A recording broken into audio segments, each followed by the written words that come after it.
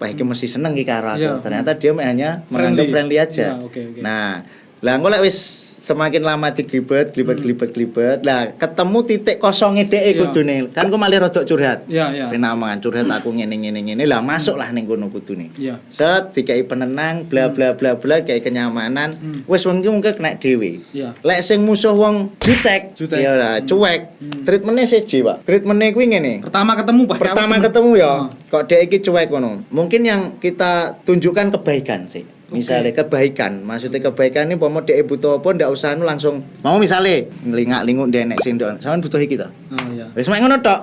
Oke. Wis ngalih, ya ora. Oke. Ngono aja terlalu di apa gombali. Iya, dipus tenanan. Oh, aja dipus tenanan karena apa? Ilfil, Pak. Ilfil, ya.